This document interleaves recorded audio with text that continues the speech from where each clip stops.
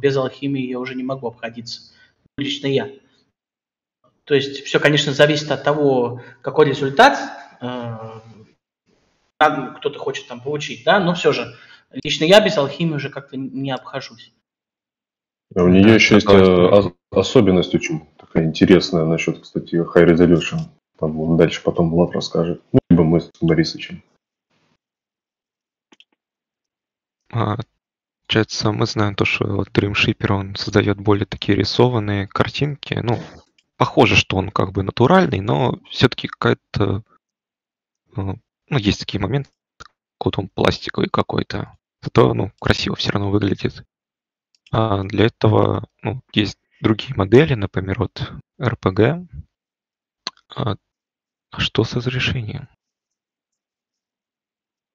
Я что-то сломал. Она же должна быть, по сути, вытянутая, прямоугольная. Ты установи это пресет. Там вот этими кнопками разрешения установи. Не ползунками, а прямо на кнопочку нажми. Да, вот так вот. Не, это ширину будет. Я понял. Прикол. Я забыл. Да. Получается, мы вот сгенерировали на RPG, как я тут писал, «Призрак в доспехах». Мы знаем, да, этот популярный фильм, мультфильм, аниме. Попробуем... хотя на DC прописан реализм и все прочее. Пробуем его сделать в стиле аниме. Могут, наверное, конфликтовать, и приоритет может браться от описания. Не обращая внимания на пресет, который я поставил. Но в некоторых случаях пресет может блокировать ваше описание, то есть не давать вам поменять цвет глаз, например, и возраст какой-нибудь. Зависит тоже от пресета, потому что у них есть собственные настройки. Да, вот аниме прям... Можем посмотреть. Мы на RPG сделали аниме с таким же описанием, которое у меня и до этого было. Хотя мы ничего совершенно не меняли. Описание такое же осталось, и мы на свой выбор можем сами выбирать тот или иной образ, который мы хотим увидеть в стиле аниме, фотографии, в виде наброска. Много вопросов вижу насчет того, возможно ли такие же результаты получить без алхимии. Просто если выкрутиться и написать какой-то промпт. Да, совершенно. Я до этого и делал. У меня, если мы посмотрим сюда, я создавал с помощью ребят и самим я искал шаблонное описание, в которое можно вписать просто объект, который хотите увидеть. И он выдает при вот такой вот модели вот такого вот котика, например. Также, хоть описание у меня одинаковое, там есть такие слова, которые, если убрать, можно получить совершенно другое описание. Это было сделано с помощью функции Magic. Получается, вот такая вот фея у меня получилась. Это при описании, если мы берем только арт. А вот такая фея получается, если мы уберем некоторые параметры, у нас получается вполне натуральная такая красивая фея. Прям и глаза очень красивые, вот эти вот формы, все очень красиво получается. И это не используется алхимия. При алхимии я показывал, получалось, сейчас мы найдем.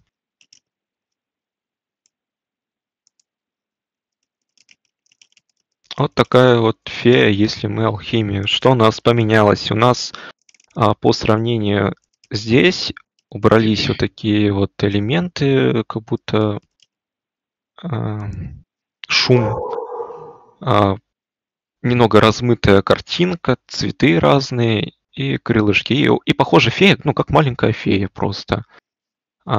Посмотрим, что здесь у нас появилось очень четкие очертания детализированные элементы одежды, интересно сделанные крылья под отверстие в каком-то куполе, на заднем фоне город какой-то детализированный, освещение тоже добавилось, пальцы.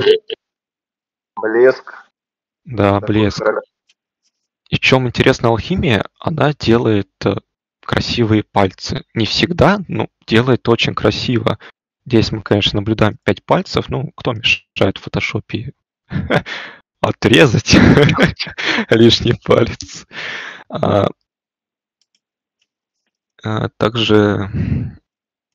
Все-таки детализация и освещение – это вот две достаточно очень большая разница между алхимией и без алхимии. Особенно, на мой взгляд, это освещение, тени.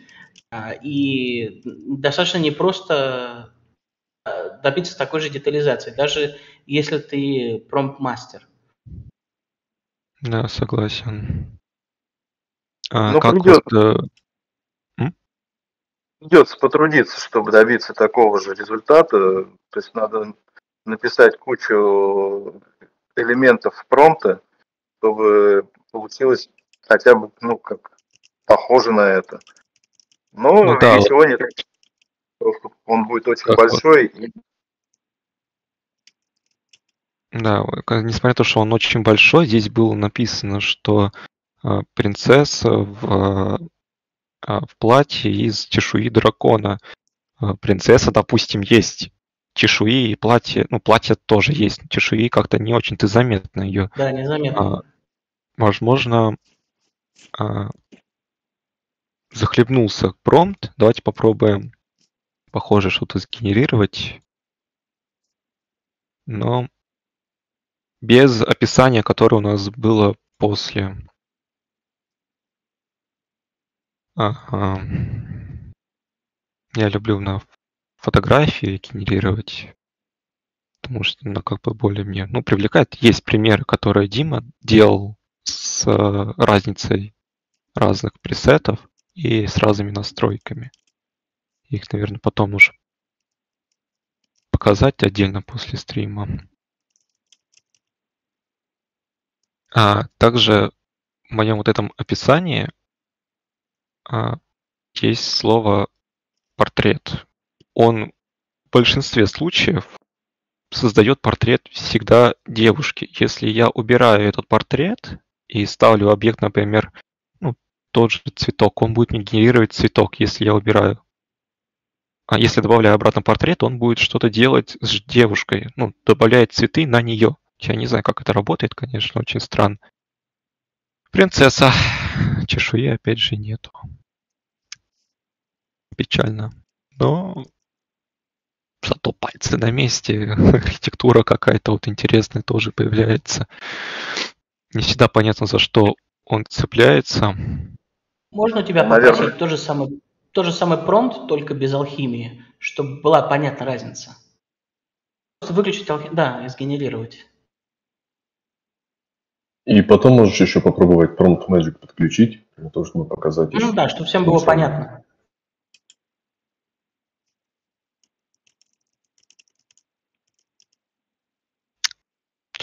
Без алхимии мы получаем какую-то картинку в режиме степи. Знаете, вот это вот очень старая такая фильтр, который какой-то более коричневый. Там винтаж написано. Vintage Portrait Photography. Да, винтажный. Да, и она... При включении Prompt Magic мы уже замечаем, что платье, оно имитирует эффект драконьей чешуи. Но немножко беда с лицом у нас произошла. Тоже, наверное, поправимо через разные. Тоже, кстати, хорошая архитектура. У нас получается мох какой-то, блюр на заднем фоне. Но она такая, получается, сероватая. Получается, мы как понимаем, что без всяких улучшалок у нас получается следование описанию от начала до конца, но... получается, от начала до конца, потому что здесь он тоже сделал чешую дракона, не вот эту пластины, а именно как вот рептилия. А при Prompt Magic мы получаем тоже последовательное описание, только с какими-то, получается, улучшениями, более какой-то красочный. Наверное, он игнорирует какие-то слова, тот же винтаж, либо он его понимает немного иначе. А при алхимии он вообще не соблюдает поочередность слов. Ни винтажный он не показал, ни принцессу в чешуе дракона.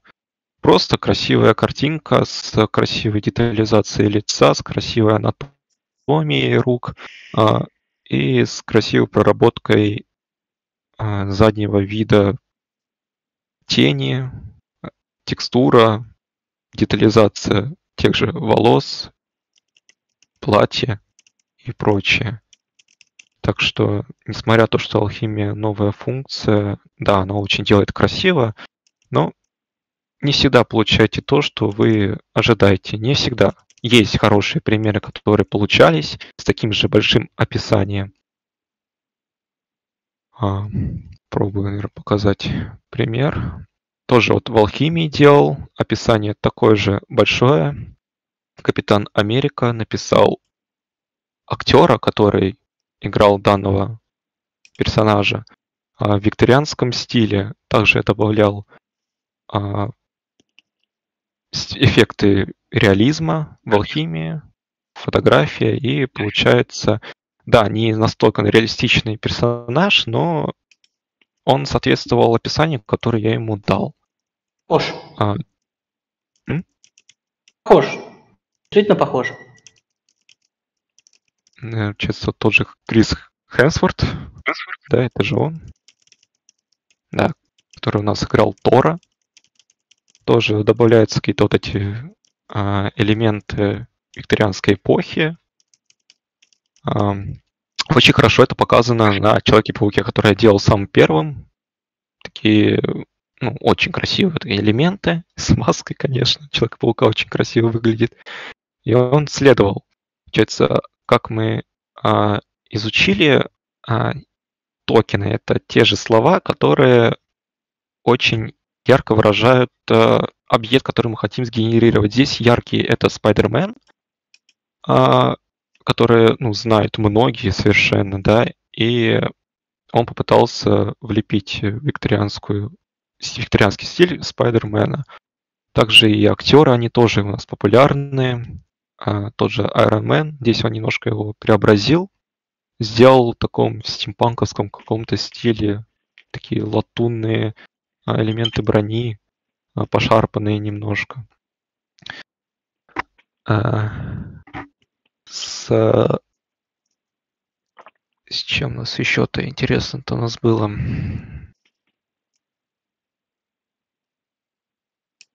Какие интересные промпты, вот особенно унитаз. Это в озере. Просто на дне, получается. Я боюсь спросить, а что тебя навело на такие мысли, чтобы...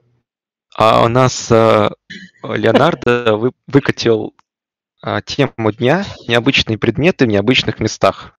Первое, что пришло в голову, это туалет на дне морском. Как и было захотелось. Но ты был на море? Нет, я просто пытаюсь понять логику.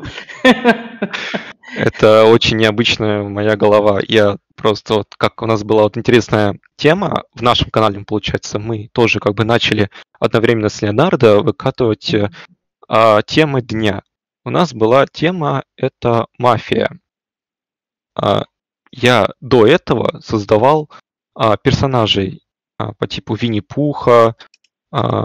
Тут Винни-Пух в одежде Паддингтона, медвежонка. Рататуй. Рататуй он не очень понимает, просто вот, мультяшный персонаж, крыса Рататуй. Он сделал какую-то простую крыску, пришлось мне фантазировать, добавлять ее синий, потому что мы знаем, что Рататуй, он синий у нас. И на кухне, чтобы как бы цепляться, чтобы он под тематику попадал. Вот, потом нам сделали тему мафия. Я подумал, мафия. Вот реалистичный персонаж мультяшный, мафия, босс. Вот Винни-Пух. Почему-то он мне не сделал. Почему же? потом получилось как-то. Потом Получается, получилось. я сделал ранее промпты, которые создавал персонажи, я их слил вместе с персонажами мультяшными, как бы они выглядели. Много экспериментов на это ушло. Я искал разных персонажей в интернете, чтобы правильно понять, что это за персонаж, как его описать правильно, как он правильно пишется. Тоже у нас Пикачу такой вот. Так как я добавлял эффекты реализма, он и делал более Такой натуральную. Пикачу босс получился. Да, Крутой. да, конечно, Спанч Боба пытался сделать. Это, наверное, его охранник. Получается, фантазия, она приходит неожиданно, как вот и было. Я сначала делал персонажа, мне не понравилось, потом сделали тему какую-то, я совместил две идеи в одну. Вот этот я в итоге сделал конечный вариант Пикачу. Я возвращался к прошлой теме, чтобы доделать их. Сейчас я их также выкладываю у себя. И делаю всегда по 5 картинок, чтобы сделать какой-то проект полноценный. Это не алхимия или алхимия? Это все алхимия. Я прям полностью на нее перешел, делаю только в пресете фотография при определенных настройках 0.75 и 13. И, как я говорил ранее, у меня описание шаблонное всегда. Получается, оно придает фото, эффект фото, и я просто вначале пишу тот или иной объект. Да, конечно, немножко нечестно, то, что все время одно и то же, но меняю объекты. Но я делаю это для себя, мне это очень нравится, и я не пытаюсь, например, если мне не понравился, что мне здесь все понравилось. Какой-то крутой Дед Мороз. Мафия такая вот. Например, не нравится какой-то заброшенный там задний фон. Для этого люди используют негативное описание, и как оно работает, вы просто туда пишете то, что вы бы не хотели увидеть на картинке. Например, преобладает какой-то синий цвет, хотя вы писали там цвет красный. Я вот здесь пишу цвет синий, и он убирается, по сути. Я этим не занимаюсь, потому что этим надо разбираться. Я не очень, конечно, полностью понимаю описание промпта с помощью негатива. Я делаю как вдохновлюсь. Я пытаюсь описать красиво, чтобы получилось красиво. Мне итоговые варианты всегда нравятся.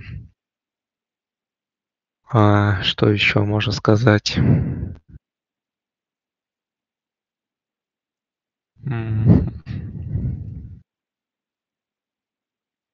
Пробегись по пресетам, наверное, что там еще есть. Давайте-ка. Именно почему 13 и 0.75? Вот это меня интересует. В чем разница? Из твоего личного опыта. Потому что, допустим, я могу сказать по себе, когда мы обсуждали, с сотрудниками Leonardo, это уже за кулисами, то первое, что нам сказал Tech Team, то будете когда пробовать, это была еще ранее альфа-версия, ставьте пресет 1, не 0.75. Я имею в виду контраст. И начинайте с одного, и только после этого пробуйте 0.75 и так далее. Почему я взял именно этот пресет? Потому что я посмотрел ранее опыты от Дима, и он показывал, как при разных пресетах и определенной настройке получаются разные арты. Я посмотрел их, и мне почему-то привлекло именно такая вот настройка. И я, получается, придерживаюсь его.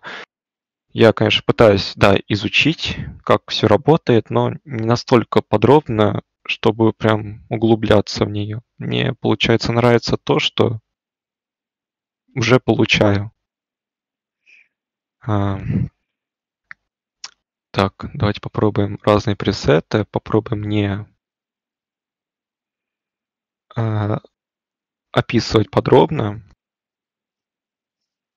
Давайте не людей, тех же животных, котов. У нас есть аниме, у нас есть... Так, вроде все.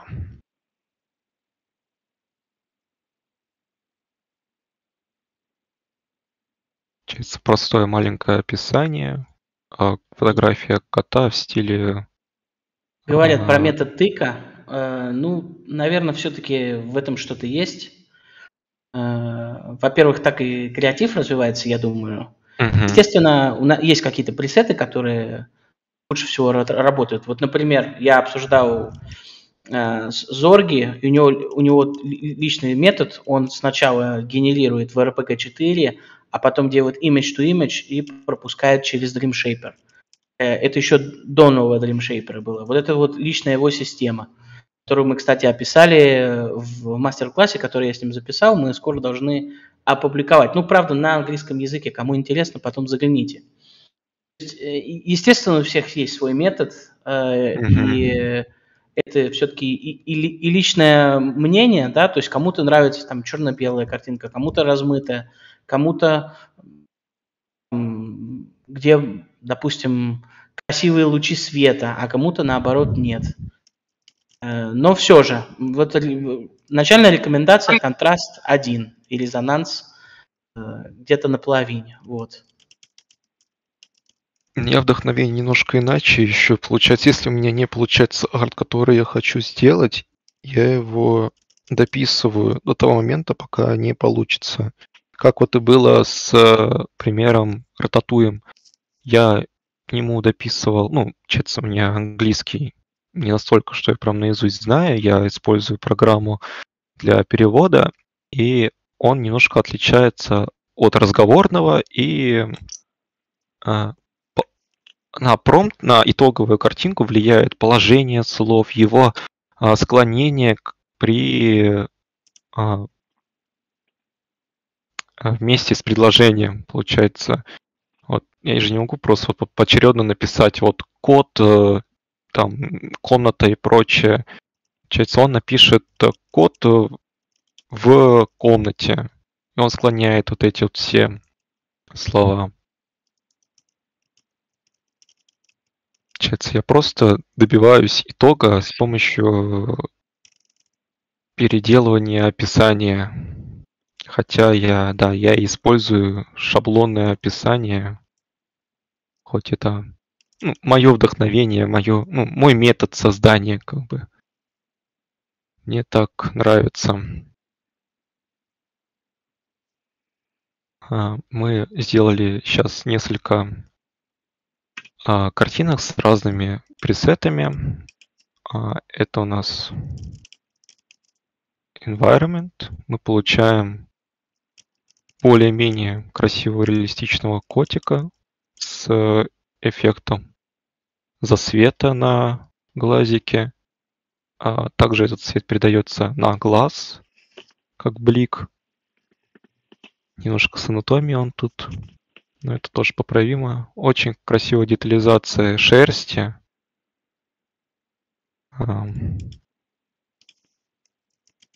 Особенно глаза поражают.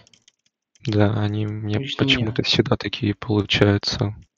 Вот у меня было ранее что-то похожее. Вот он, кошак. Вот. Здесь мне очень понравились глаза, как он сделал отражение.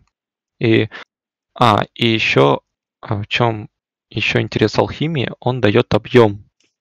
Когда я делал при Мэджике картинки, у меня постоянно у всех совершенно животных обрезалась голова. При алхимии он каким-то образом делает картинку настолько также детализированной, но он ее вмещает в рамки, не за рамкой, не обрезает нигде голову. Он прям делает полноценного персонажа, которого вы хотите увидеть. Насчет детализации, вот еще один пример. Несмотря на то, что здесь Кермит, да, вот этот популярный лягушонок, просто вот приглянуться вот на задний фон, Он издалека немножко не виден, но если приблизить, то тут видно очертания носа, рта, вот эта вот тень, это тоже поражает. Я даже когда вот создал, я не сразу это увидел. Это очень интересно. Хотя я написал мафия для одного персонажа. Кстати, очень круто. Да. Здесь мы сделали... Из твоего личного опыта, вот что не получилось при использовании алхимии? То есть вот не всегда пытался что-то сделать и не выходит. Ну, как вот я показывал тоже вот ранее, это девушка в броне, ну, в платье в чешуе драконьей. Это у нас алхимия, фотография при описании коротком. У нас не получилось. При обычном, без использования, без каких-либо функций, у нас получилось что-то похожее. Да, вот чешуя тут видна вот разная. И Prompt Magic. Получается, мне чем не то, что не понравилось, а то, что я не получил то, что я описал. Вот это вот проблематично. Но это не всегда случается. Иногда Но это что, какие-то детали конкретные не получает? Или как это происходит? Но он игнорирует, скорее всего, то, что я написал. Он, как я тоже говорил ранее, это главные токены, которые очень сильно влияют на описание. Получается, ему сложно что-то совмещать, к чему-то прибавлять что-то. И он выделяет, например, вот тоже вот что мы видим на этой картинке, это вот описание вот этой части и последней части. Куда пропали драконы и винтажный стиль, непонятно. Влад, возможно, ты, кстати, сделай эксперимент, добавь этот промпт еще раз и добавь как раз веса. То есть ради интереса сейчас, пока не забыл. Мы на винтаж, да, получается, вес ставим? Да, поставь ему скобки круглые с двух сторон и внутри добавь ему вес где-то 1,3. Так мы же вроде экспериментировали, что цифры не работают. Нет, внутри скобок они работают, за скобками они не работают. Двоеточие 1,3. Кстати, насчет скобок, об этом никто не знает. Меня недавно спросили, будут работать скобки в алхимии. В алхимии будут работать, в обычном режиме нет. И мы скоро добавляем новую функцию, благодаря которой можно будет добавлять вес каждому слову. Вот. Я еще не видел рендеры, как это будет происходить. Да, это будет, но мы хотим сделать так, чтобы было удобно пользоваться. То есть не какие-то там тупо скобки какие-то там писать, там считать, сколько скобок, сколько добавил, чтобы не получалось, как будто ты пишешь какие-то инструкции по программированию, а чтобы было бы именно очень удобно этим пользоваться, слайдер какой-нибудь, вот что-то в этом роде. Это еще не готово, то есть это я даже сам не видел, но это скоро будет. Вот, это уже программеры наши уже работают над этим. Это круто. Да, получается, мы скобки добавили. Ну вот, здорово. Сейчас покажу. Что все убрал. Вот. Те же веса, которые вот мы сейчас продемонстрировали. У нас есть 4 типа скобок. Это обычные скобки, которые мы подчеркиваем. Мы показываем то, что мы хотим увидеть больше всего. А квадратные скобки, они уменьшают. Да, они дают меньшее влияние, и мы хотим, получается, меньше видеть тот же, например, если поставим на платье, то мы увидим, что платье будет меньше с чешуей. Насчет фигурных, я не знаю, мы пробовали? Нет, фигурные не работают. Смотри, вот справа табличку, справа, в третьей колонке, да, в третьей и в четвертой. То есть в третьей даже более наглядно. То есть у тебя круглые, они умножают слово, которое ты хочешь получить, и оно у тебя будет больше преобладать над другими. Если ты ставишь квадратные скобки, оно его будет уменьшать. То есть можно даже не использовать десятичные цифры, числа. Можно просто спокойно ставить 1 или 3 скобки. Причем, если ставить больше 3 скобок, там совсем какая-то каша получается. Я бы не советовал больше 3 ставить. Получается, мы сегодня наглядно увидели, что то, что я пытался сделать и не получилось, мы эту проблему, по сути, решили с помощью скобок и с помощью процентного соотношения. Получается, это мы на 30% увеличили что именно? Ну, ты Влияние. увеличил влияние винтажа на 30%. То есть, по сути, оно теперь не 100% дает, а 130%. Вот. Отвечу на вопрос. Разработка своя. Это не стандартная SDE. Мгм. Как это получилось, это была такая достаточно секретная история, поэтому все не могу рассказать, но наш фаундер, он ехал, там встреча была в США, и он встретил человека, у которого была мини-разработка. Вот. И ему так понравилось, что он сказал: слушай, это круто, и я хочу пригласить тебя в компанию, чтобы ты нам помог разработать наш личный пайплайн. Вот, ну и слово за слово, и в итоге так и получилось на самом деле. То есть это началось пару месяцев назад, стали работать над этим. Я, в общем-то, и не видел сам, что из этого получается. То есть много было, скажем так, секретов по этой теме. Вот. И только когда стали получаться такие крутые результаты, мы уже имели возможность посмотреть на первые вот эти картинки, вот, которые становились все лучше и лучше. И благодаря этой случайной встрече, вот, в общем-то, и получился наш свой пайплайн. Нестандартный, то есть это наша разработка.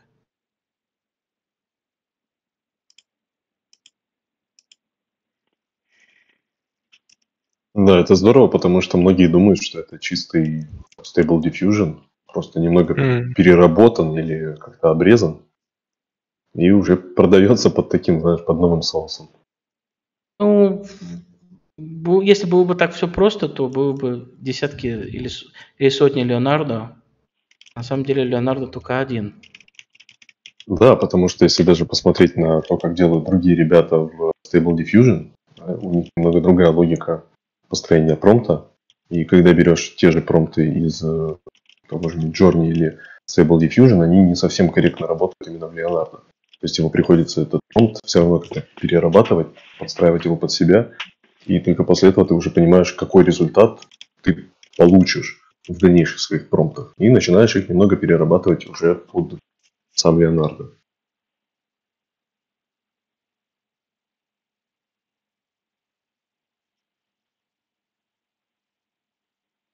Да, это именно так, да. Мне очки понравились на второй картинке. Очки, да, или что это у нее там? Скорее. Да, скорее. Чешуя просто. Очки из чешуи драконьей. Ну, круто. Ну, если пошли Модно драконы. Модно одета девушка. Да, ну вот, получается, вот мы решили проблему, которую я не смог осуществить. И он совершенно на всех картинках сделал как чешую рыбы какой-то, прям очень детализированная, кстати. Вот то, что мы делали, например, на том же Prompt Magic, получается, ну, скорее всего, при апскейле он убьет вот эти вот элементы, и он их просто, ну, смажет. А на итоговом варианте от алхимии мы увидим красивую детализацию с высоким уже разрешением, достаточно высоким разрешением. И если мы не хотим потерять такую же текстуру, мы можем вот использовать тот же вот High Resolution.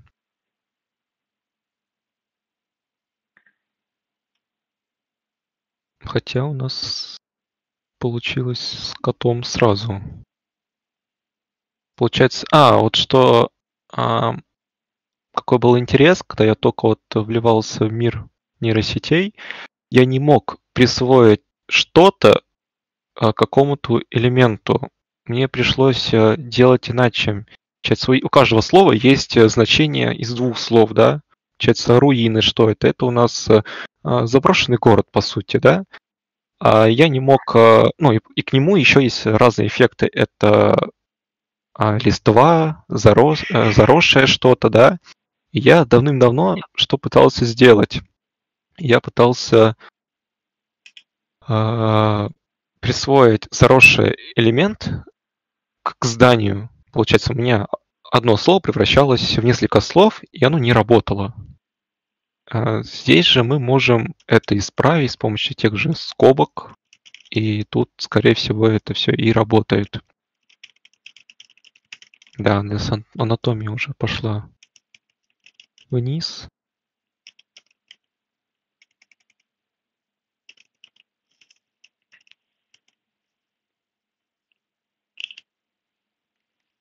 Но все равно итог хоть и не идеальный, но все равно поражает своим визуалом, как это все выглядит, о боже. Вот такого бы встретить на улице. Покормить бы его. Вот здесь хорошо получилось. Более-менее хорошо по анатомии. Где он?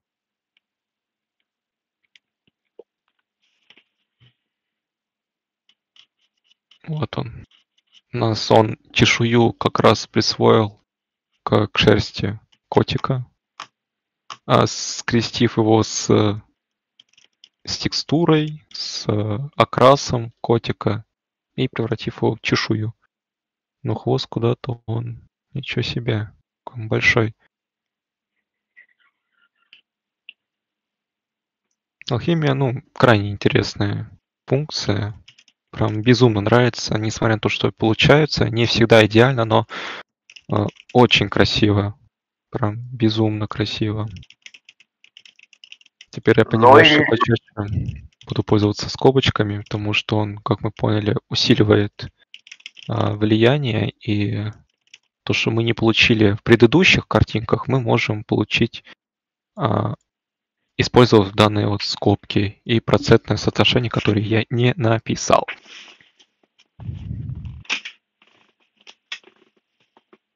Это как?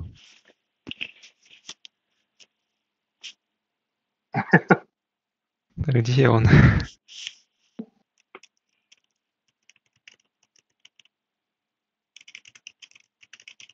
Все понатыкал на клавиатуре. А что ты не нашел? Что ты не можешь найти? Это у меня клавиатура, она англоязычная. Я двоеточие искал. А у меня же еще есть... здесь не видно. Здесь видно? Нет, не видно. У меня, 3 языка, которые я не могу отключить.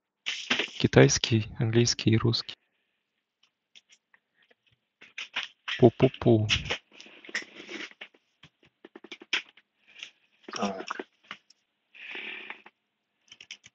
Что-то необычное получилось. Кобра получилась с головой кота.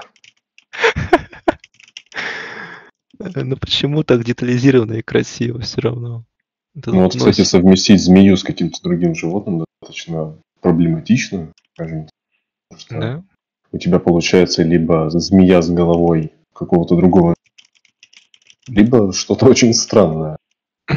Вот я с этим столкнулся, когда пытался овечку совместить вместе со змеей. И там все время, в лучшем случае, это змея с головой овцы. Прикольно, но не то. Я немножко иначе вот этот симбиоз себе представлял. Я не скрещивал животное с животным. Я описывал этот момент, когда еще не было алхимии. Я испытывал вот эту функцию Image Prompt, куда можно засунуть несколько картинок. Я как делал? Я брал элемент животного, с которым я хочу скрестить. Например, вот как я делал ранее. Если вот мы найдем. Где я? Вот он. Я пытался скрестить медведя с попугаем. А я что описывал здесь? Голова попугая и медведь. И я очень много сделал испытаний при вот разных настройках. И получалось, красиво. Или моменты. Иногда, конечно, они кривые. Это было использовано на Leonardo Diffusion. Вот я к такому вот итогу пытался вот добиться, когда у нас форма медведя с клювом и перьях, как вот шерсть. Вот У это меня да. получилось. И получается, ну, как я и говорил, вот у меня от ребята Феноменально. там человек один экспериментировал, он пытался тоже скрестить кого-то с кем-то, полноценное животное с кем-то, и у него получилось, когда я ему подсказал, если он попытался голубя и попугая, нет, ястреба и попугая скрестить, я ему подсказал, что нужно взять элемент того животного и скрестить его к тому, кому ты хочешь. Он скрестил ястреба, голова ястреба, и получился тело попугая. Тоже очень красиво. Ребята после этого начали экспериментировать с помощью скобок. У них, конечно, получалось тоже красиво, но не всегда стопроцентный вариант.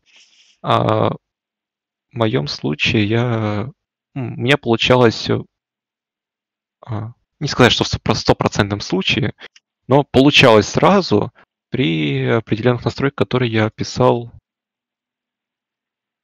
Где-то я писал. Ну, я думаю, Вот. что теперь с этой функцией новой алхимии это Да. будет делать гораздо проще, за меньшее Потому что, количество попыток, более как бы красивым результатом. да, потому что у нас уже есть функции скобки, которые полноценно работают. Ну, Вот, на самом и деле теперь нужно всего лишь два слова. То есть, вот ради эксперимента даже сделай, поставь два слова, какие ты хочешь скрестить, и просто возьми их в скобки. То есть, по идее, он тебе их смешает вообще без всяких проблем. Ну, вот можешь просто все убрать, например, и поставить, я не знаю. Кот и дракон.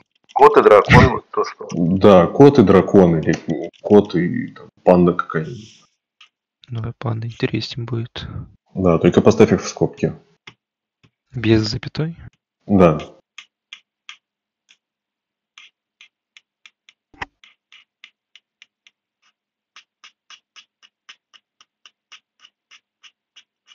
Дело в том, что вы сейчас используете пресет фото, а он может, скажем так, не очень хотеть объединять необъединяемое. Если бы был пресет какой-нибудь, либо креатив, либо ну, там рисованные графики какой-нибудь, я думаю, было бы проще.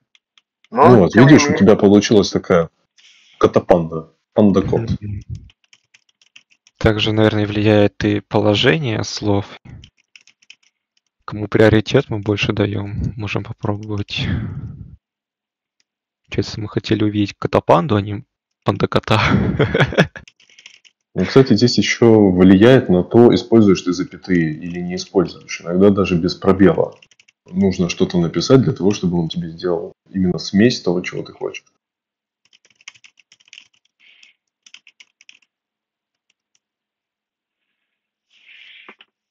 Ну вот, видишь, ты поменял местами слова, и у тебя больше панда, чем кот. То есть в этом тоже есть определенная логика. Когда пишешь промпт, нужно обязательно смотреть, что зачем идет. Потому что если ты будешь использовать какие-то ключевые слова, которые ты хочешь увидеть на своем результате, и они будут стоять после малозначительных, скажем так, слов, ты будешь получать немного не то. То есть, если ты хочешь получить что-то конкретное, вот здесь панду смешанную с котом, тогда нужно панду в начало. Ну, сейчас, если ты так сделаешь, у тебя будет больше панда, чем кот.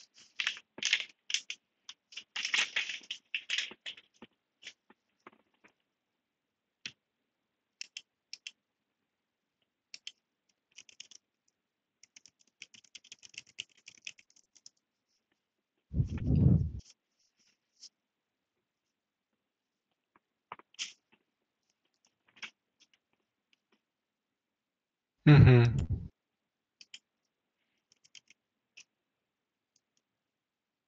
Бы очень Если- хотелось увидеть урок на эту тему в промпт-мастерах. Дима, ты можешь с этим помочь? Да, Очень без круто проблем. получается. Мы просто вчера вот проводили пробный стрим на 4 часа. Вот сделали созвон, сделали очень много экспериментов на тему смешения цветов и всего остального. То есть чем поделиться. Это супер круто, но просто либо на английском языке полностью урок, либо хотя Да, конечно. бы... Можешь, да? Да, не вопрос. Супер, именно видео. Видео, да, можно видео попробовать записать. Я могу Супер. записать видео и попробовать просто к нему субтитры доделать. Не, ну субтитры мы сами можем добавить, то есть это как бы мы сделаем. Вот, давай это после, потому что это очень Да. интересная тема, и хотелось бы дополнить. Вот, и на эту тему вообще записать урок и его публиковать. У нас, кстати, у нас 7 уроков записано с промпт-мастерами. Вот, опубликован только один, сейчас должны опубликовать второй. Мы стараемся сделать как? Урок 35-40 минут, ну, мастер-класс, скажем так. И промпт-мастер показывает, что он вообще делает, свои самые интересные генерации, какие-то вот его любимые техники, и даже мы генерируем вместе, все это записывается, и потом мы публикуем. И самое главное, добавляем субтитры, правда, на английском языке, потому что, ну, сервер у нас большой, больше 1 миллиона человек, и многие не так на слух хорошо понимают английский. Поэтому мы добавляем английские субтитры, и после этого все это дело публикуется. Где это можно найти? Промпт-мастеры, ну, с левой стороны, да, вот, там написано The Workshop и внутри Case Studies. Вот там все это дело есть. Сейчас только один урок опубликован с Танвиром, который я записал. Это, по-моему, первый урок, кстати. Вот. Но еще 7 уроков. Мы это все дело будем публиковать, так что с тобой тоже бы очень хотелось. Потому что интересная тема, и я даже не ожидал, что такие штуки можно делать. Да, там много чего можно делать, на самом деле. Там есть очень много чего интересного. Да, и Катя есть. Нет, давай без Кати. Нет, ну, хотя я могу показать то, что у нас вчера получилось, одно из изображений. Я сразу говорю, это не супер привлекательное изображение, но оно имеет, скажем так, очень фотореалистичное... В общем, оно очень фотореалистично, за исключением некоторых деталей.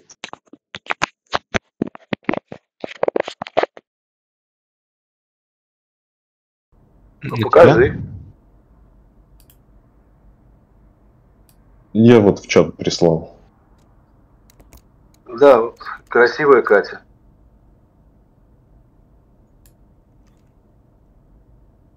Что Вот нет, это... Да. нет реакции. Я думаю, просто все в шоке от Кати. Я не знаю, что сказать. Если честно... Да, боюсь. Вот просто даже ради интереса, кстати говоря, мы вчера очень усердно пытались получить вот нечто подобное. То есть мы хотели 18-летнюю девушку, голубоглазую, с фоном улицы, с короткой прической, хотели перемешать цвета волос. То есть мы хотели как раз добиться смеси нескольких цветов для того, чтобы получить, знаешь, вот такой лесенкой. То есть, например, чтобы был там зеленая полоса, фиолетовая и красная. И вот то, что мы получили в итоге. То есть это прям вообще неожиданно вчера было. То есть у нас есть очень много примеров. Но иногда происходит вот такое.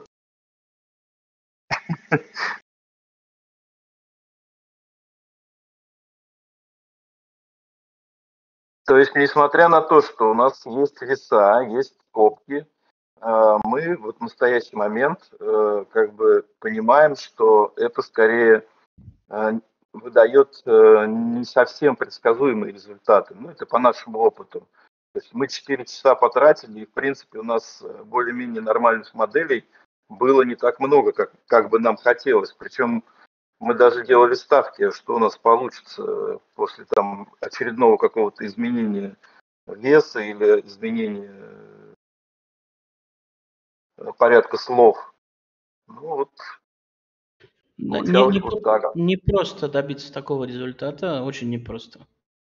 Да, то есть Вот. есть какие-то элементы смешения, которые очень сложно получить на самом деле. Поэтому, если появится вот то, о чем говорит Денис Болицкий, да, то есть появится привязка к конкретному слову, то есть усиление конкретного слова. Я думаю, что это в очередной раз нам даст возможность, даст новый толчок для творчества, чтобы получить какие-то новые, более интересные результаты. То есть, ну, вот, типа светофора какого-то на голове, ну, я не сам светофор имею в виду, а цветовое сочетание. Вот, как-то так. Кстати, вот есть же такой оттенок джинджер, то есть он должен, по идее, давать рыжий оттенок. Но если ему дать слишком много веса, то на голове появится совершенно другой джинджер. Как он там называется? Имбирь. Имбирь, да, спасибо. То есть получается вместо волос имбирь. То есть вот мы вчера тоже пробовали, пытались сделать, и вместо волос получался имбирь.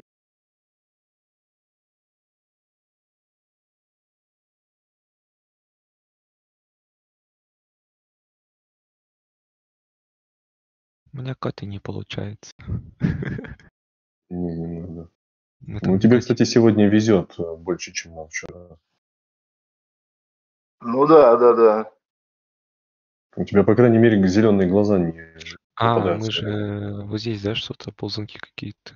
Но мы их Очень уменьшали. интересный эффект, особенно с глазами.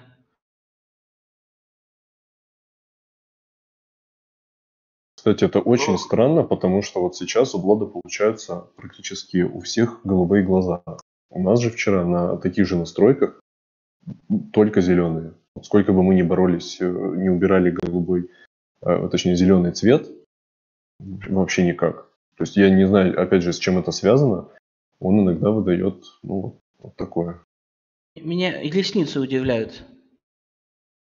Он за ними просто не ухаживала долго. Наверное, да? У меня такие же. Нет, на самом деле, вот, вот эти вот тоже девушки, да, они тоже с голубыми ресницами получились. Некоторые с голубыми глазами, а другие с голубыми ресницами. Вот, например, которая слева, голубые глаза и синие ресницы. А вот это, кстати, тоже нюанс, потому что он Интересно. иногда может понять, когда ты даешь ему вес на глаза, он иногда понимает это как вот тени под глазами.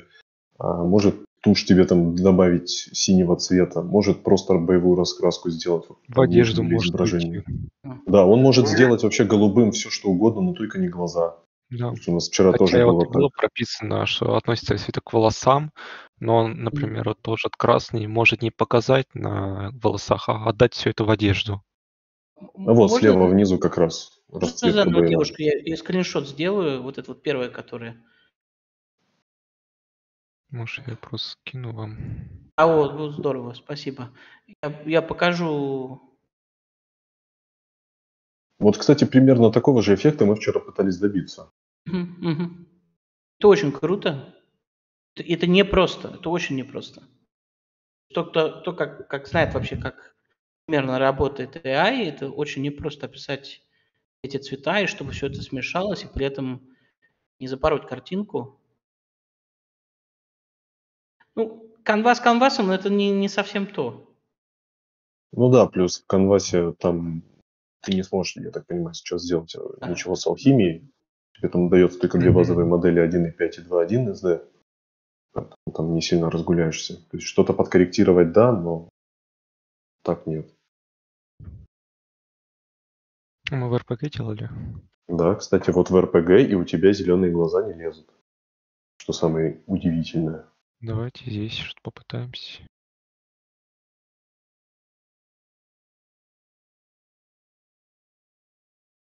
Ну да, и девушки у тебя все как на Не Кати.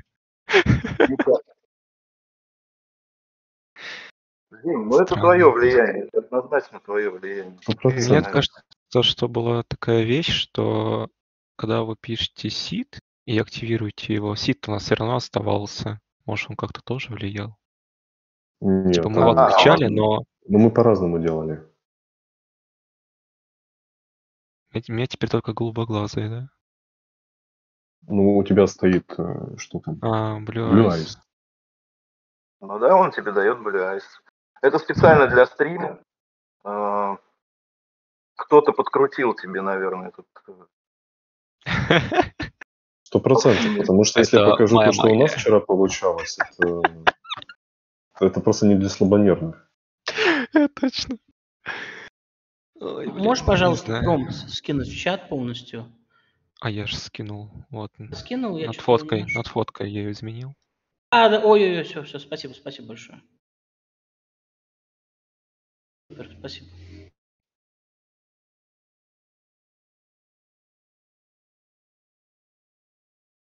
Так, а у нас там дальше по программе что? Ну мы вроде бы объяснили уже про вот эти вот функции, эксперименты показали. Должны были вы рассказать. Вы общими силами рассказали. То есть дальше получается я со своим словом, да? Скорее всего, да. Так, давайте я тогда... А как экран? Тебе надо отключить, да? Тогда я смогу свой экран подключить, да? Так, экран.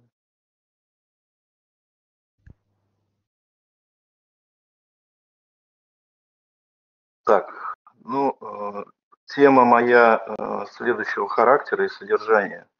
То есть очень у многих возникает такой вопрос, есть же prompt magic, и зачем нам такая вещь, как алхимия? Вот, хотелось бы вам продемонстрировать некоторые вещи, которые, возможно, вы не знаете или не в курсе. Значит, для демонстрации этих, этих вещей мы возьмем, ну, у нас есть работы, которые выкладываются в трендах, и возьмем тренд один, и я продемонстрирую. Большинство, наверное, все-таки в курсе, что есть такое понятие, как сито или зерно в переводе на русский, которое означает, что фотография или картинка, которую мы генерируем, она будет, в случае, если промпт не меняется, она будет постоянно генерироваться одна и та же. Ну, как бы вот мы возьмем вот здесь вот этот промпт и пишем его. Ну, можно проще сделать. Я как-то пошел сложным путем. Можно же ремикс сделать. Но вот есть такой сит. Вот мы его копируем. И ремиксим. То есть мне передались настройки в режим генерации данной картинки. То есть осталось только нажать Generate, и мы по идее, если я вот здесь вот укажу site, включим эту функцию, то мы должны получить примерно такую же картинку.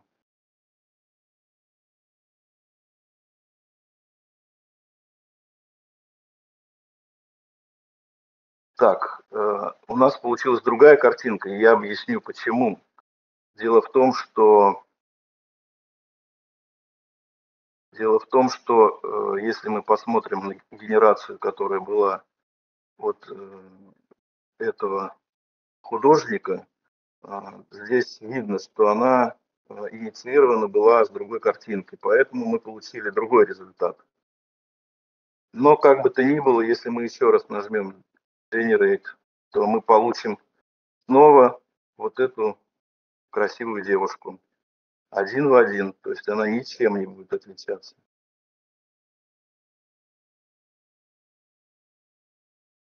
Вот. И теперь давайте попробуем замечательную функцию Prompt Magic, которая по описанию усиливает промпт и показывает более как бы выраженно элементы описания. Тем же сидом, то есть мы сид не будем менять, вот, мы сделаем промпт.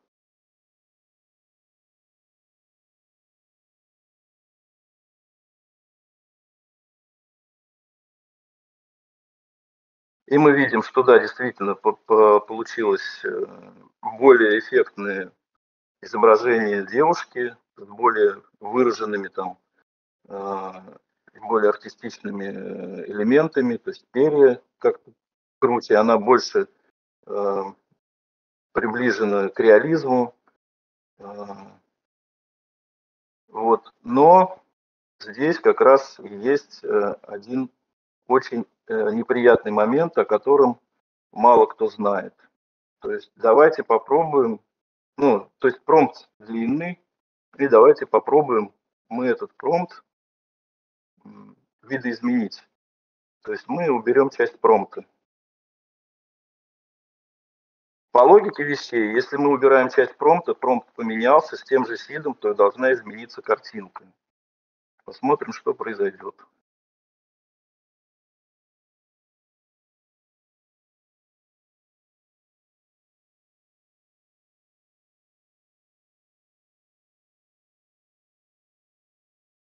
А как мы видим, ничего не произошло. И вот как раз об этом я и хотел рассказать.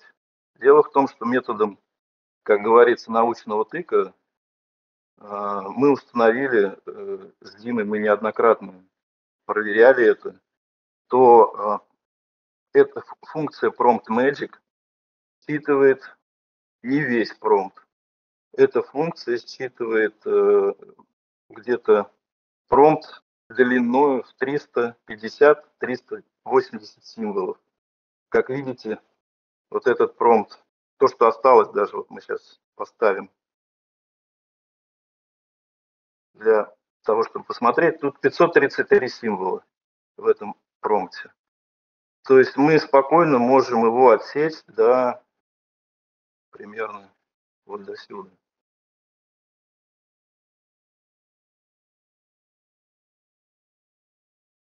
Генерируем.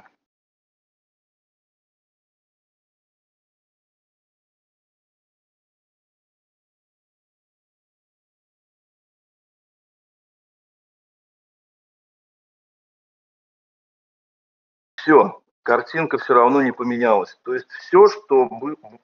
Посмотрим, сколько осталось у нас.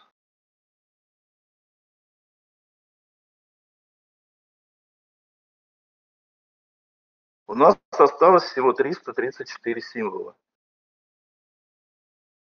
И при этом все, что больше этих 334 символов, мы просто совершенно спокойно выкинули из промпта, и ничего у нас не изменилось.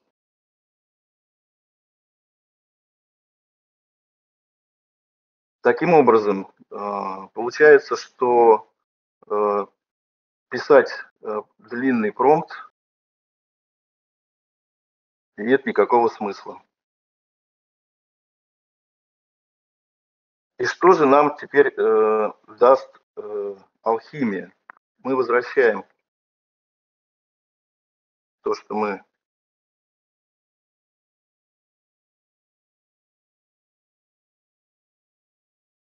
Прошу прощения, сейчас еще раз скопирую.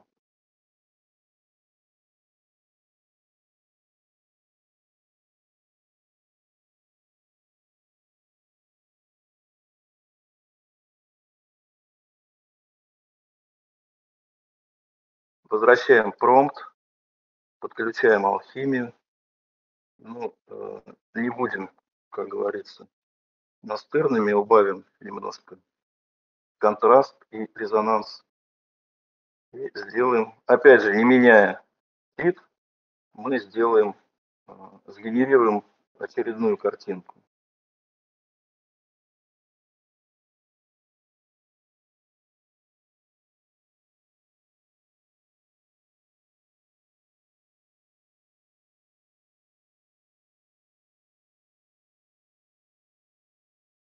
Ты забыл поменять разрешение на вертикальное.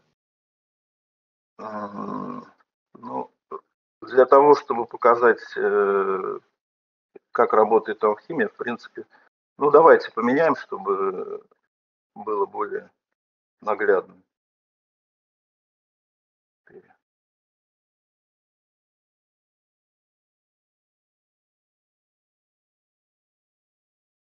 У меня такая тишина в ушах, что я такое ощущение, что я сам с собой разговариваю, и меня никто не слышит.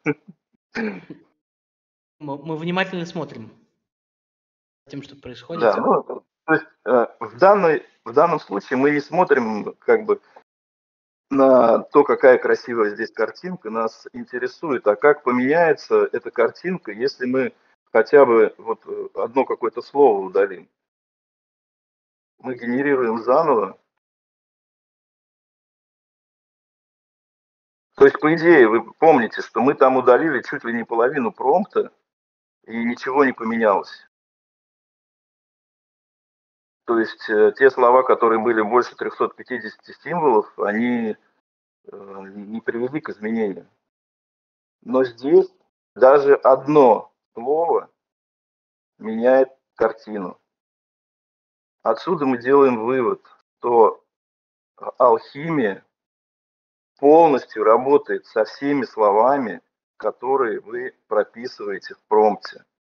То есть те люди, кто любит очень длинные промпты, длинные описания, особенно это касается описания каких-то объектов, где хочется прописать там и юбочку, и носочки, и чулочки, и туфельки, и грим, и все остальное, они могут при использовании алхимии не бояться описывать это все подробно, все слова будут учтены.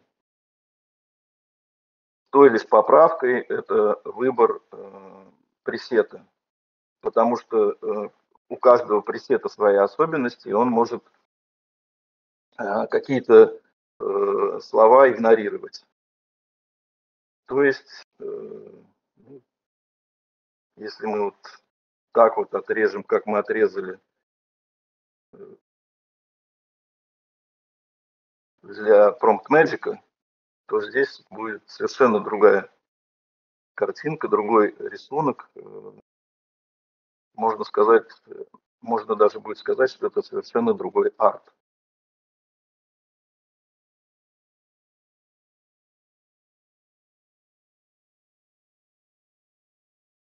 Он будет не менее красив, но он не будет соответствовать задумке художника. То есть мы удалили часть слов, которые там придавали вот именно вот этот вот драматический оттенок этой картинки, более такие спокойные тона. То есть он будет, ну, видите, ярко-голубые глаза, перья, это то же самое, что было вот здесь, только более реалистично, более, скажем так, артово, что ли, да, артово. Вот. Даже вот ромашка какая-то прибавилась здесь.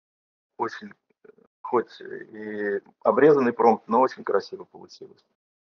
То есть, таким образом мы экспериментальным путем установили, что использование Prompt Magic возможно, но он ограничен количеством символов, даже несмотря на то, что сюда можно бахать вот в эту область, в эту формочку, можно бахнуть 1000 символов. По-моему, она столько поддерживает, да, Дим? Да, максимально 1000 символов. Вот, Prompt Magic вам отработает только первые 350-390 символов. То есть, ну, я могу привести еще один пример какой-нибудь. Не знаю, что у нас еще. Ну, вот работа Танвира, допустим. То есть у него обычно очень длинные промпты.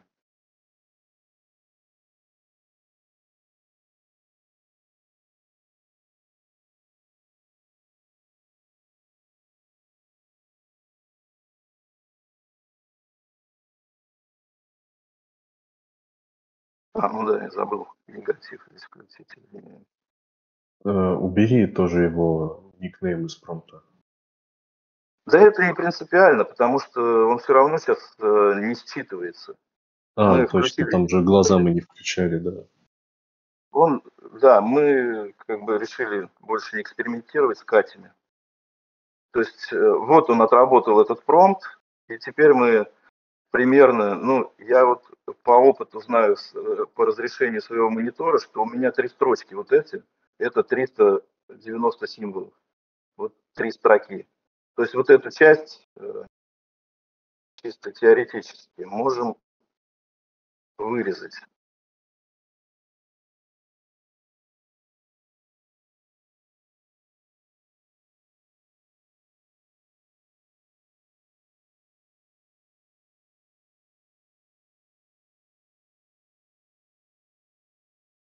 Нет, много вырезал.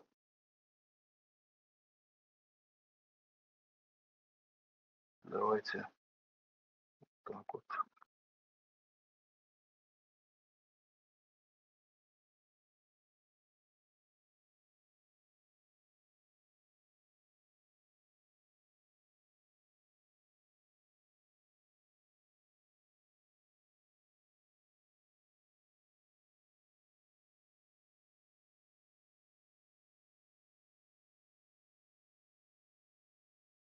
Лучше воспользоваться все-таки инструментом, который считает символы. Если мы вот так вот удалим. 505.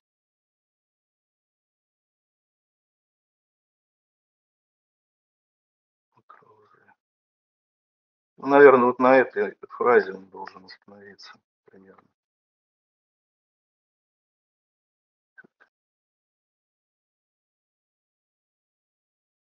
Ну, там на самом деле плюс-минус, то есть 350-400. Он когда как? Да, да. Иногда может принять 350, иногда 380.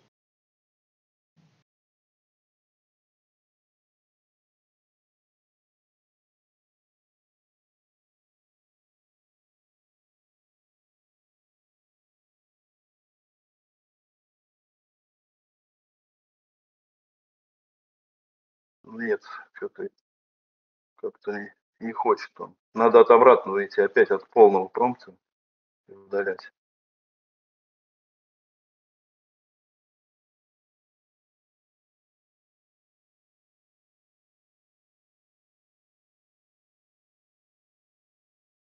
А, вот, подожди, у тебя там фиксированный сид ты убирал, нет? Да, у меня же там сид другой. Действительно, ошибка заключается в этом.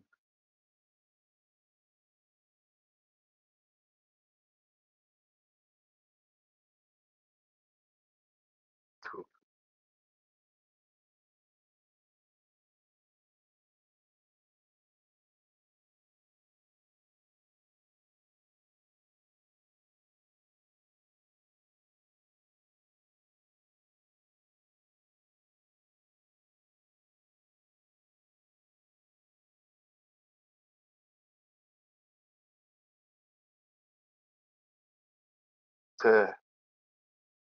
Я совсем завтыкал, как говорится.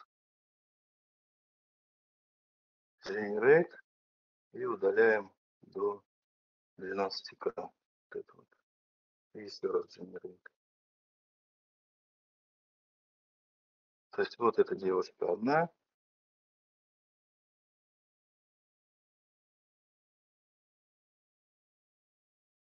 И вот эта девушка та же. То есть, опять же, мы отсекли ну, тут уже больше 50%.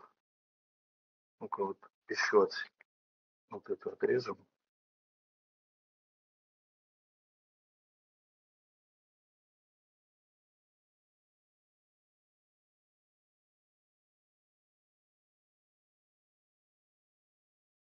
Ну, это уже лишнее. То есть,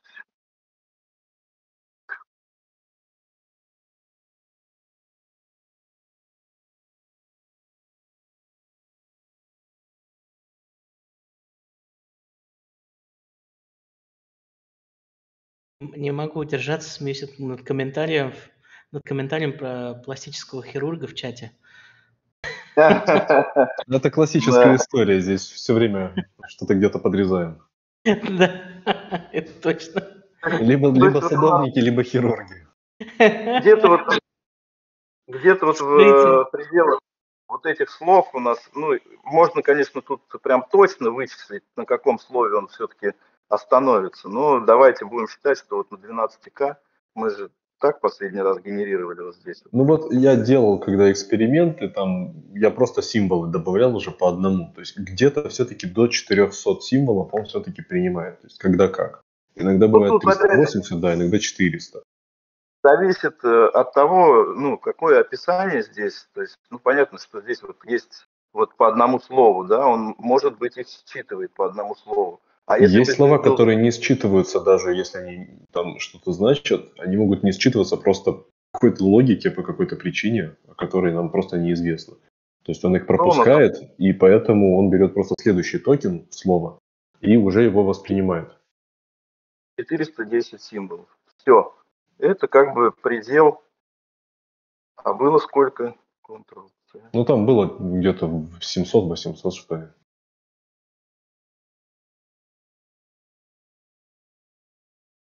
743. То есть, ну, 340 символов мы просто отрезали.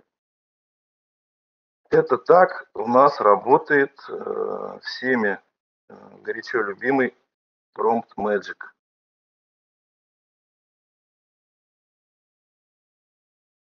Но он, наверное, больше рассчитан на то, что вы будете добавлять изображения, которые у него есть, возможность принять до 5 изображений. И он из каждого изображения будет подтягивать какое-то свое описание. То есть я Но тоже проверял, дело- если ты берешь фотографию какую-то, интернет. Ну, вы имеете в виду вот image prompt вот сюда, да?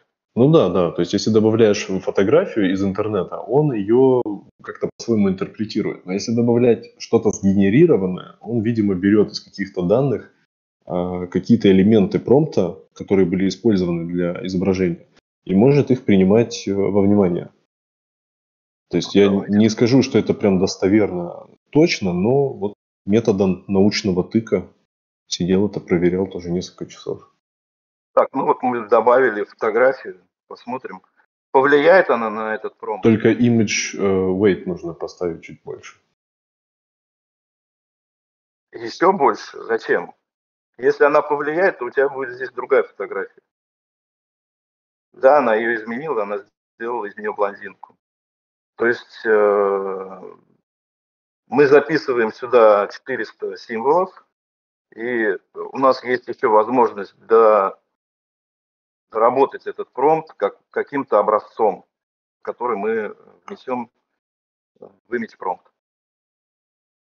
Ну, то есть, Ну, да, image prompt работает именно по такой технологии. Мы берем до 350 и 400 символов самого текста, который учитывается, опять же, неизвестным нам путем. То есть какие-то слова он все-таки пропускает. И берем, добавляем туда еще фотографию, которая также модифицирует итоговый результат. То есть, что я хочу сказать? То, что алхимия дает нам возможность все-таки больше использовать описание именно словами. Ну, пока у нас нет алхимии, которая бы имела бы image prompt, но я надеюсь, что в будущем как бы этот кусочек туда добавят, и у нас появится еще больше вариантов для того, чтобы делать прекрасные арты. Ну, как бы у меня по данному вопросу все. Но ты можешь добавить, ты добавлял уже что-то в промпт в конце, чтобы оно влияло? Ну, нет, здесь... Когда у тебя было 700-800 символов, и просто на алхимии ты добавляешь слова в конце, то, что показываешь, да, на примере. Тогда нам надо убрать отсюда вот это. А ты можешь просто алхимию включить, она у тебя сама уберет. Нет, надо вот все эти слова взять, сюда вставить.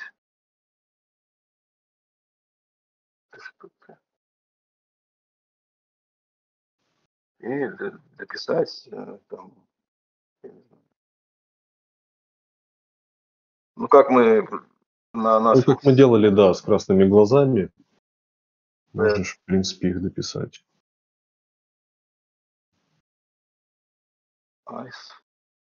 Если мне память не изменяет, их надо усилить, потому что они уже в конце стоят, промпты. Ну, ты можешь показать и так, для сравнения, как это будет. Так, ну давай сначала без дополнительного, без Red Eyes. Как это сгенерируется? Да что-то опять я путнулся. Вот. И с ними. То есть, опять же, у нас тит сохраняется, он не менялся, то есть картинка. По идее, если влияние не оказывает, то картинка не должна меняться.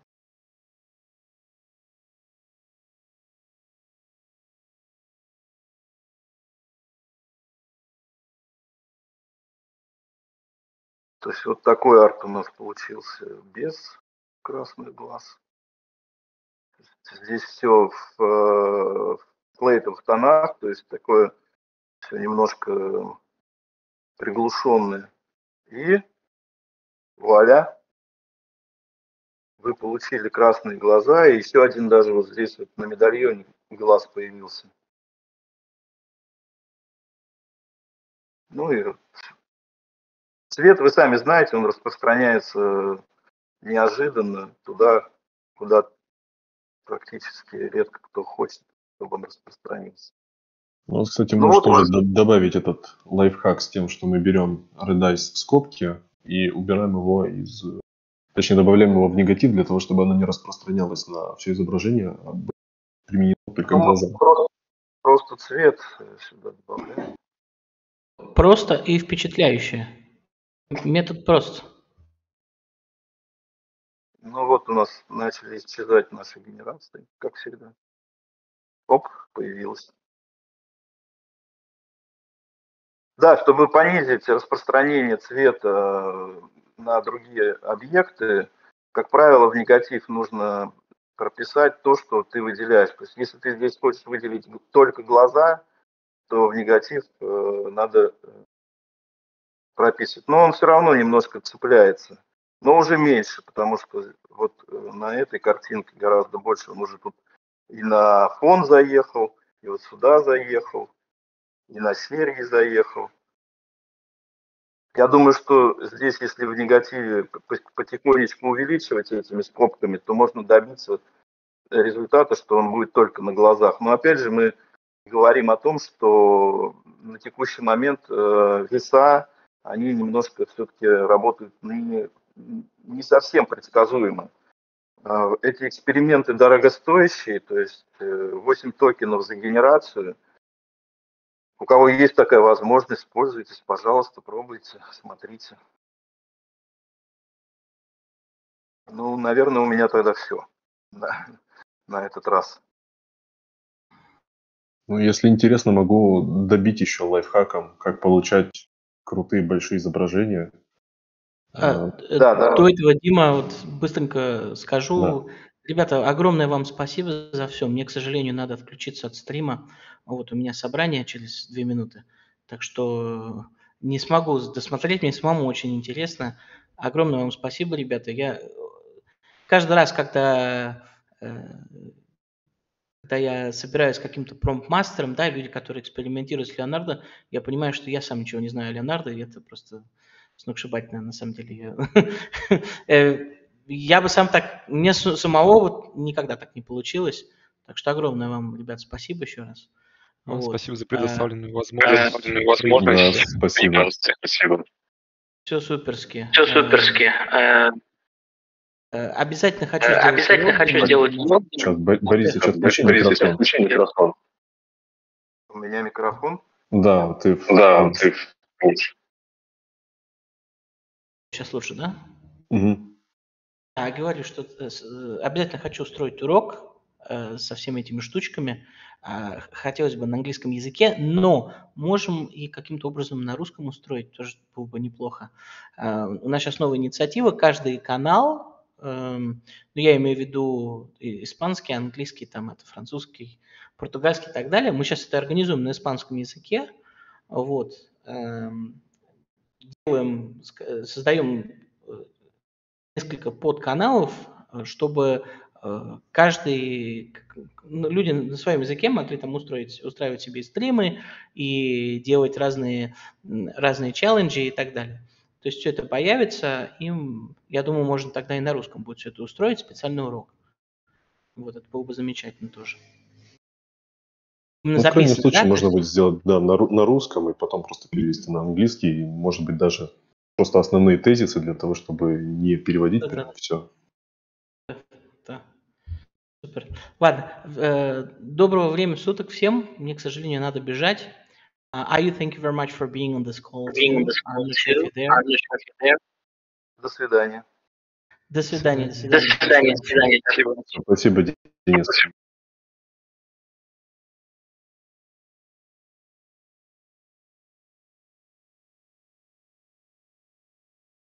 Нет, Так, дай меня. нет, мы разговариваем, мы слышим себя у тебя. Так, прием. Да, вроде нормально. Ну что, показать лайфхак с потрясающим апскейлом?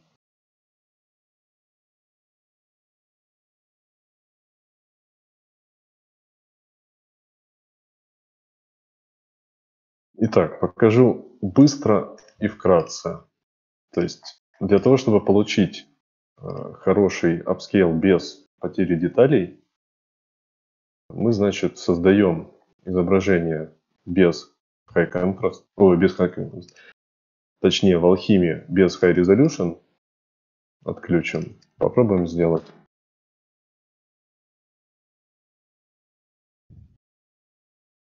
И заодно с high resolution.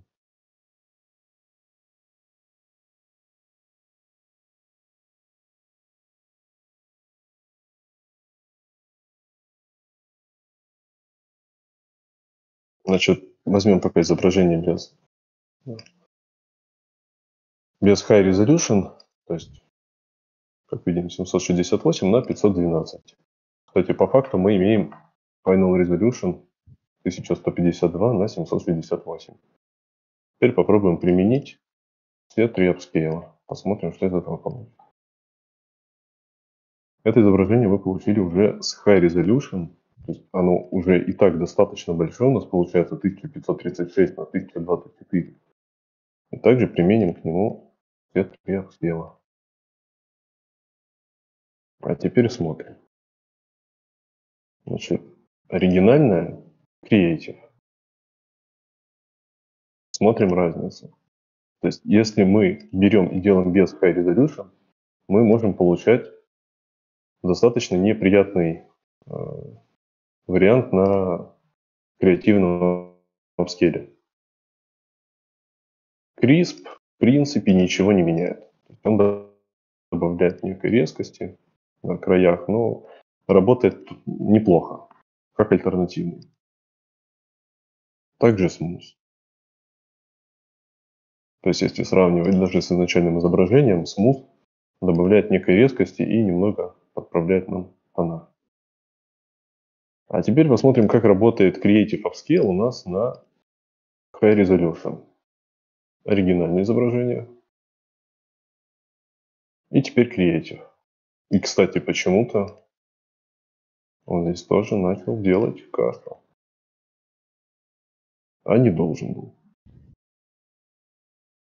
Потому что вот я делал сегодня изображение для Treehouse. И использовал креативный апскейлер. И как мы видим, вообще ни одна деталь практически не изменилась. Дим, ну мы же говорили, что он там 90... Ну да, оно работает в 80-90% случаев, но в любом случае зачастую работает именно вот так. То есть изменения практически никаких, кроме как он его увеличивает в несколько раз, в 2 раза. Я сегодня показывал, тоже ничего не менялось. Но вот это как раз фишка именно High Resolution. То есть она позволяет нам в большинстве случаев получить высокое качество изображения с минимальной потерей деталей, либо вообще без потери.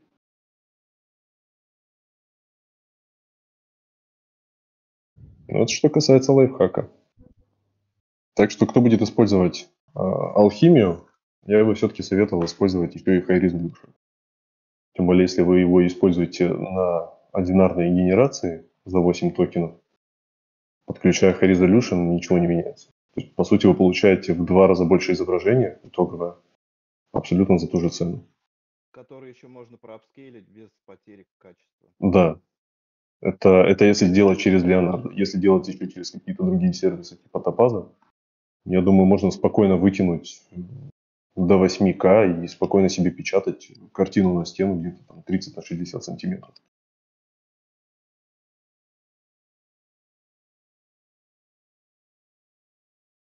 Ну вот, в принципе все. Я даже не знаю, если что-то интересное еще, как бы если что-то интересует, вы можете спокойно спрашивать. Либо вот, ребят, если помните, могу еще что-то добавить. Ну да, может быть, по Prompt Magic какие-то вопросы есть, потому что я очень много работал с Prompt Magic в том плане, что я пытался делать промпты, которые бы умещались в этот небольшой диапазон 350 символов. Там, ну, реально приходилось изгаляться. Например, промпт всем известный background, то есть его вполне можно сократить до BG. Промпт там 18 years old, тоже, ну, наверное, здесь все знают. Ну, black and white тоже можно сократить, просто Black писать and BD. white. То есть такие сокращения есть, но я не знаю, где можно у нас такие вещи выкладывать, чтобы люди пользовались, чтобы сократить длину промпта, не обязательно только для Prompt Magic, но может быть там и для каких-то других целей. Зачем писать длинные слова, если можно написать 2 буквы? Ну, кстати, можем проверить, как влияет просто BD. Ну и заодно этот бэкграунд можешь прописать. В принципе, вот, кстати, у нас есть пресет на Sketch BV Black and White. Но также можно прописать его спокойненько Black and White в начале промпта и получить себе спокойненько. Вот такое изображение.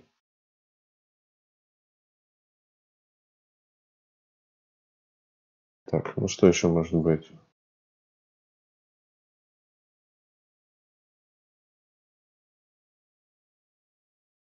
File Portrait. Давай. BD.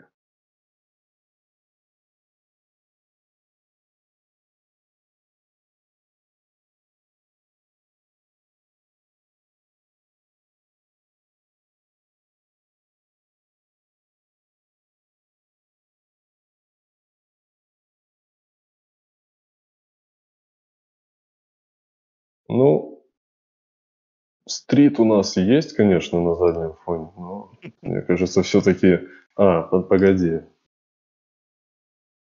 Ну да, вот как раз контраст Boost и резонанс 15 вот дают вот такого рода вещи. Давай их понижать. Ну, кстати, Байзорги, я даже не знаю, что он дал. Наверное, ничего, кроме самого Байзорги в самом промпте.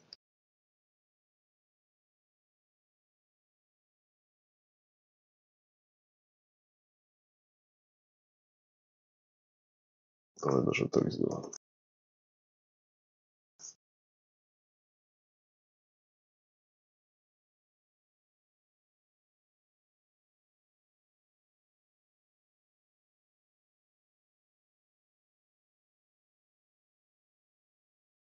Ну вот, кстати, достаточно неплохо сработало. То есть у нас есть улица позади и достаточно неплохой портрет, кстати говоря. Даже глаза не изуродовал. Ну, Dream Shipper только делает фон, пейзажи очень реалистичные. А вот Кстати, да, вот есть такой нюанс с персонажи этим нет. Dream Shaper, да. Он почему-то на лица, на вот эти все мелкие детали делает, я даже не знаю, вот, как будто игровая модель. Да. То есть, а сзади мы получаем как будто... То есть, получается, у нас сейчас фотография как бы на заднем фоне, а впереди мы просто припечатали в фотошопе вот эту барышню. Вот, ну, часто такой момент случается. Ну, кстати, вот возьмем давай RPG, возьмем General, то есть у нас 0.25, 0.8 резонанс. Тип никакой не берем. Ну, вот я в чате скинул фотографию, типа тропинка в лесу, и ну, Ну, кстати, получилось да. прям очень такая реалистичная.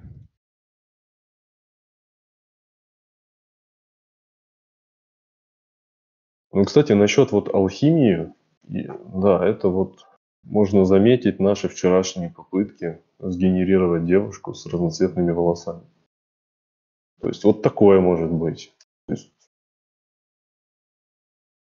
есть опять же, волосы у нас, конечно, получились разноцветные, но у нас разноцветное получилось еще и лицо. При этом у нас что в негативе было? Вот blue, makeup и purple. И как мы поняли, что у нас purple makeup прям зашкаливает. Плюс у нас есть stripe thread, то есть что должно, по идее, давать полосы красные. А у нас полосы где? На лице, волосы немножко вперемешку, и полосы появляются на одежде.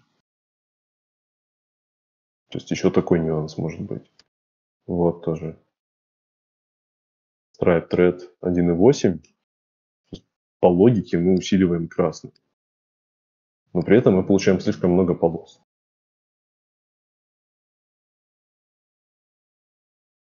Вот, кстати, наша Катя. Да. С зелеными глазами. Причем она появляется периодически. То есть она вроде вот появилась, потом ее нет. Потом вот здравствуйте, Катя. Ну, как? А что может... Да, и такое бывает. Это патч. Это патчи, да. Это... Вот, кстати, Blue Eyes. Вот если вы придаете значение Blue Eyes, он может выдать не только голубые глаза, но также может выдать вот такой боевой раскрас. Усики прилетели. Да. Кстати, Аю, Watermark. А вот что касается, что у нас там, Prompt Magic. Сэмплер Леонардо, Wooden Scale 5. То есть это в принципе все абсолютно на бесплатном тарифе можно реализовать. И нет 0.25. Скобки. Ну да, скобки, кстати, здесь это мы проверяли, оно не работает. То есть скобки не работают на Prompt Magic пока что. Вот эти все разделители, они тоже не работают. И вот что мы получаем. Кстати, я должен сказать, что на Prompt Magic вот в данном случае у нас вчера получилось просто отличное изображение. Достаточно фотореалистичное.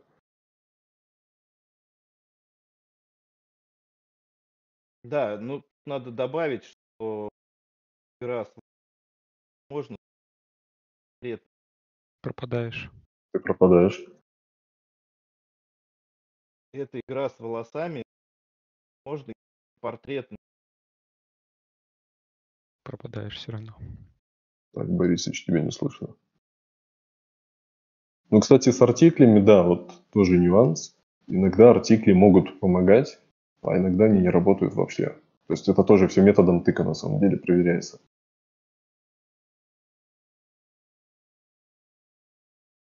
Ну, насчет делибы и реалистичности, ну, сейчас можем, кстати, проверить, даже ради интереса. То есть вот я просто хотел показать, что на Prompt Magic можно получить вот такие результаты. То есть, Сейчас меня слышно? да, так Да. лучше. Я хотел сказать, что игра вот с такими цветовыми всякими смешиваниями возможна только на портретном изображении. То есть если объект будет несколько дальше, то он не будет смешивать цвета, он просто будет давать какой-то один, как это называется-то, более как бы ведущий цвет. То есть при удаленном объекте, на удаленных объектах цвета на волосах не смешаются. Но это только мы сейчас говорим Prompt Magic ну, без него, без алхимии. С алхимией у нас, к сожалению, было мало времени для этих экспериментов. Мы могли бы еще в алхимии поэкспериментировать, может быть, попозже. Кстати говоря, у нас сейчас не сработал Black and White. Что самое интересное? Ну, давай сделаем просто. Female portrait, background, white angle shot. Можем, кстати, сделать так. Значит, давайте попробуем сделать вот с реалистичностью. Давай RPG, Deliberate. Dream Shaper предсказуемый.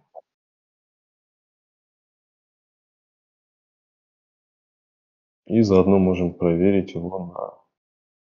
Кстати, вообще без пресетов. Можем также посмотреть. RPG, Deliba, Dream Shaper. Итак, смотрим RPG.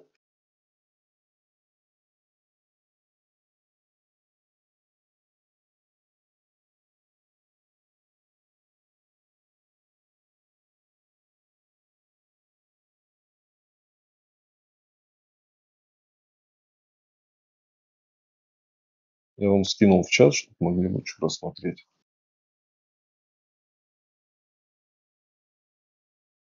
Вот примерно так работает RPG, Dream Shaper и Deliberate. Как бы выводы делайте сами, смотрите, что для вас более реалистично выглядит. Ну, фотореалистично.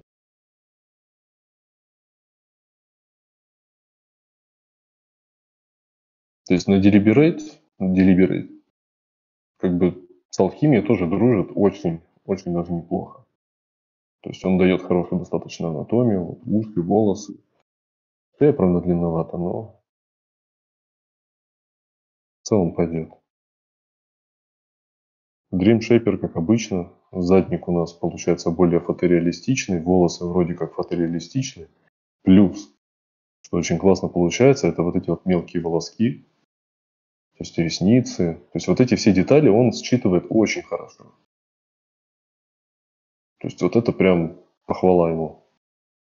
А что касается лица, текстуры кожи, оно, знаете, вот такая глянцевая обложка какого-нибудь журнала. Да, вот То есть сейчас такая скину прям пример перефотошопленная. RPG. Так погоди. Ну вот, пожалуйста, и вот без пресетов.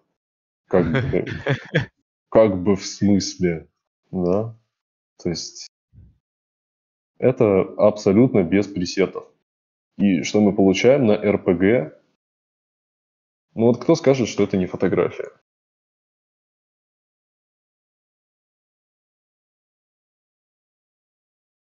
Сейчас тоже все это скину.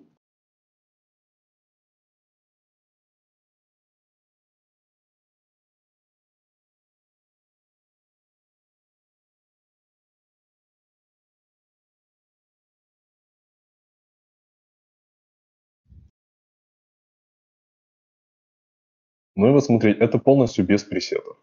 То есть мы проверили RPG, Deliberate и Dream Shaper. Без вообще чего-либо. И абсолютно такой простой промпт, буквально из 3 переменных. Это Female Portrait, Street Background и White Angle Shot. Правда, White Angle Shot почему-то он его неправильно воспринял. То есть, по идее, здесь где-то, я не знаю, может быть, 35 миллиметров. Это тоже считается широкий угол. Давайте long shot напишем.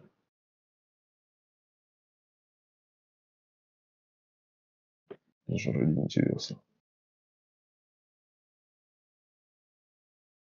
Ну и, кстати, по поводу побочных эффектов иногда может произойти вот такое.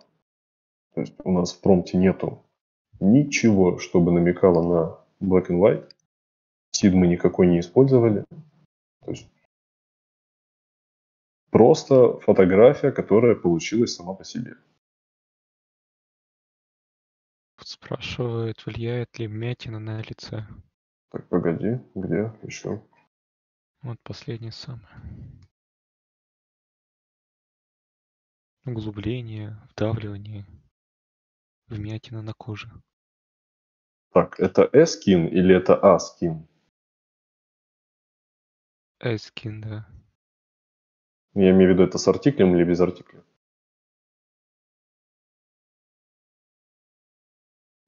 у человека был вопрос по С артиклю, поэтому это, артиклем. скорее всего, с артиклем. Да, все, вижу. Так, ну давай попробуем. Почему бы, собственно, нет?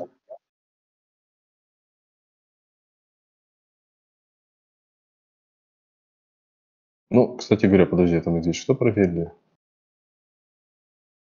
Что-то мы здесь проверили. Не помню, что. Какой дефект там проверял, нет? Угол, по-моему, лонгшот я проверял. Вот. М. Ну, то есть лонгшот он почему-то не понимает. Хотя, по сути, лонгшот это должен быть дальний план. По идее. не работает он. Да. Но при этом смотрите, какая у нас классная вообще детализация куртки джинсовой. Со всеми вот этими складочками, швы. Посмотрите, какие зубы у нас получились. Даже пигментация на коже. Кстати, кто-то спрашивал, как сделать пигментированную кожу. Она может сама по себе получиться. То есть глаза у нас такие карие, брови очень аккуратные. Он передал все мышцы на лице, все вот эти носогубные складки. То есть хорошая светотень, хорошая экспозиция. Супер открытая диафрагма. И что самое интересное, у нас динамическая фотография получилась. То есть это абсолютный стрит-фото. Человек повернулся, мы его сфотографировали, волосы в движении, хорошая динамика. То есть Да, я такое чем ощущение... Да, извини. Чем дольше смотрю, тем она, мне кажется, Знакомый? все более интересной женщиной. Как бы тоже могу прислать. Так, пожалуйста, можно ознакомиться. Спасибо, я сам могу нагенерировать. Да. Ну, я больше не тебе, я все-таки ребятам, чтобы вы тоже могли посмотреть, сравнить. Ну да, Dream Shaper, он вот такой. Вот. Зато Dream зрачки Shaper, круглые. ну, не совсем. Тут все-таки есть дефект. Не помню, как называется это заболевание, когда зрачки деформированы. Ну да. Волосы классно делают. Вот это прям... То есть, в принципе, Dream Shaper, он делает тоже достаточно фотореалистичное изображение, но, видимо, такая специфика модели, она делает, ну, как, я даже не знаю, как маска в Инстаграме, что ли. То есть, она как-то делает ее более анимешной, более рисованной, более игровой. То есть, опять же, тут на вкус и цвет. Не сказать, что это плохое изображение. Ну, просто кому что. Если хотите добиться фотореалистичности, то Dream Shaper это немного не в ту степень. Но бывает, что и он выдает достаточно фотореалистичные. Да, бывает, но это какой-то рандом. То есть сказать, что он может выдавать постоянно фотореализм, не могу. Ну, можешь Сколько я не присвоить, проверял. например, человека, которого ты хочешь сделать. Вот я вот сейчас этого сделал, Супермена. Вот если глянуть, ну, это вот Dream Shipper. Давай Вполне, попробуем, подожди. детализированный он выглядит. Ага. 10 километров в час. Ну, а почему бы, собственно, и нет? Давай проверим. Мне Именно даже слева. интересно стало. Ну, именно слева, ну почему бы и нет? Вот. Грот нам написал. Давай проверим. Давай в скобочки еще это зафигачим, чтобы прям...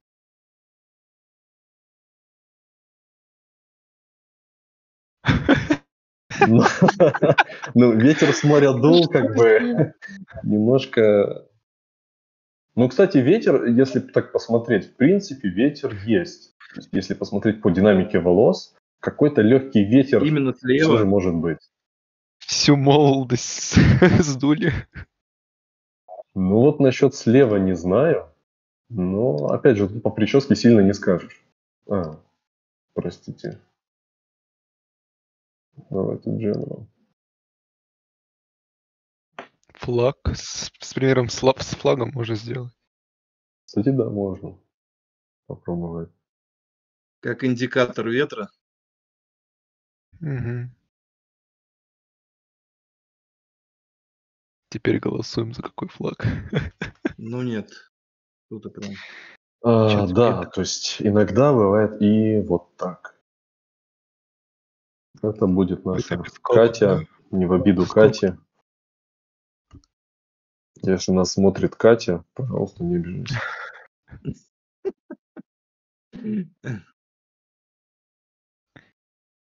Ну, кстати, Нас подожди, вот этот эскин, я прошу прощения, indentation,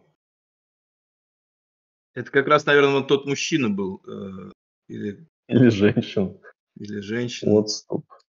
Ну, типа должна быть какая-то странная кожа, я так понимаю. Ямки на коже. Ну, типа морщин, наверное, глубоких. Ну, как бы вот. Вот типа вот это, да.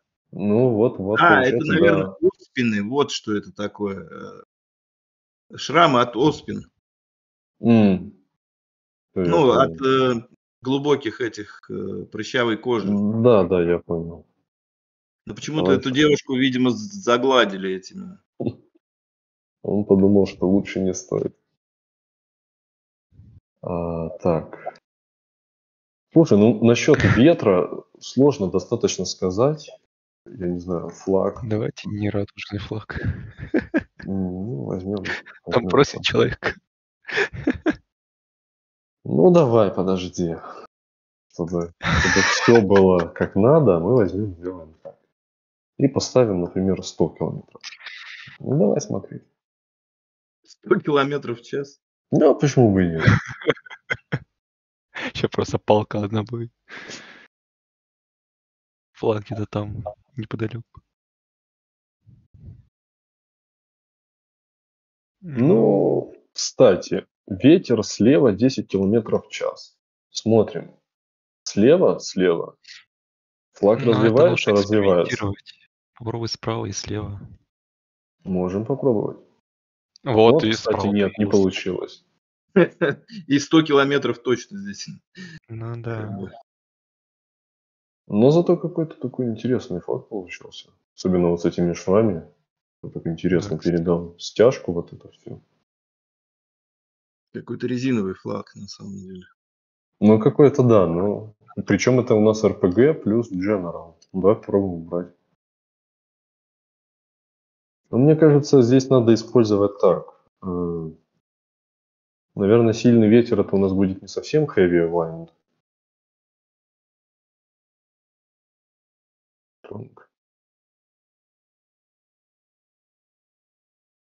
Ну, стронг прочный, типа, навряд ли. Ну, вот вопрос, кстати, из-за того, что некоторые слова имеют по несколько значений, оно может передаваться абсолютно неправильно. И, кстати, еще одна небольшая подсказка, может быть, нюанс. Когда используете некоторые токены друг с другом рядышком, когда они стоят даже через запятую, они могут неправильно восприниматься. То есть он как-то считывает вот раз, два, три, четыре. И вот, например, если большой промпт у нас какой-то получается, где-то в середине промпта он может неправильно воспринять некоторые слова, стоящие рядом друг с другом. Если их поменять местами, все будет окей. Ну или не окей. То есть, опять же, тут зависит от того, какой результат хочется получить. Можешь воспринять как словосочетание, а не как отдельные слова. Кстати, да, может быть даже такое. Ну, давай.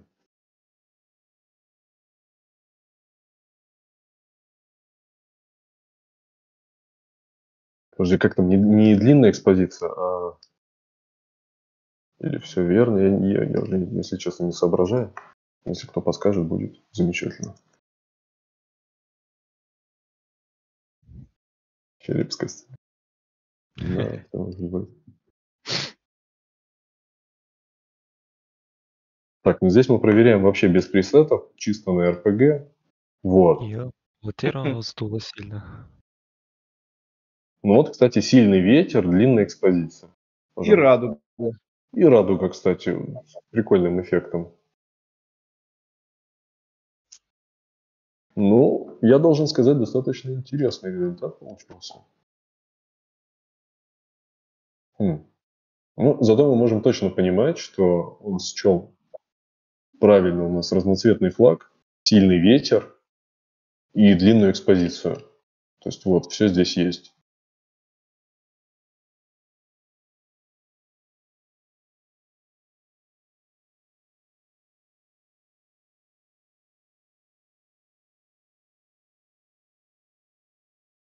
Дерево.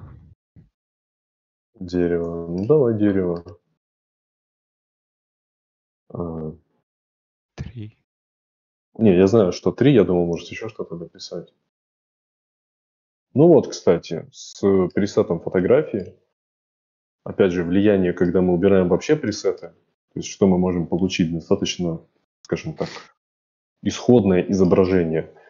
И если мы добавляем в него пресеты, вот можно даже, кстати, если сделать достаточно много экспериментов, можно заметить между всеми изображениями, сделанными в определенных пресетах, можно уловить какую-то определенную линию, скажем так, пайплайн, по которому он действует. То есть, опять же, это нужно сделать достаточно много изображений, причем подряд, и смотреть, где какие элементы повторяются. Но вот фотография иногда выдает как бы результат, как будто, я не знаю, ты снимал в поездке какой-нибудь на какой-нибудь свой телефон или на старый фотоаппарат. Не, случайно просто щелкнул у тебя Да, в да, кадр. вот что-то такое. Типа как асфальт, ноги обычно вот такие вот кадры выпадают. Если честно, мне вообще не нравится вот такой формат. Не особо люблю. Мне как-то... Я вот так больше люблю делать. У тебя просто монитор очень широкий, поэтому ты так делаешь. Да нет, обычный 16 на 9. Ну вот, посмотрим. Как бы сильный ветер у нас не наблюдается. Хотя, опять же, сильный ветер еще можно определить по облакам. То есть, когда сильный ветер, иногда бывают вот такие тучи. Но как бы длинной экспозиции здесь оно и не пахнет.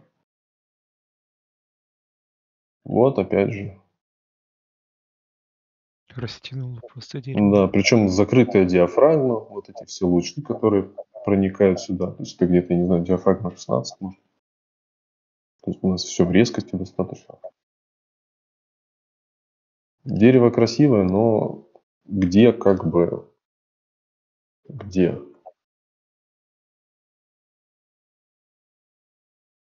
Давайте вот такой синтаксис.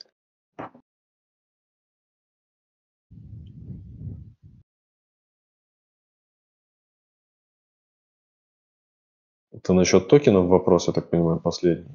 Если да, то по UTC в 0000 каждый день обновляются токены. Если у тебя бесплатный тариф на 150 токенов, ты их будешь получать каждый день.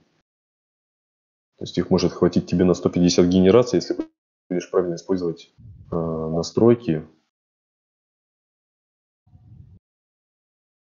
Да, ну вот опять, кстати, вот режим фотографии. То есть режим фотографии, он выдал что-то очень странное с этим солнцем, которое светится почему-то прямо из ствола дерева. Как бы в смысле, почему?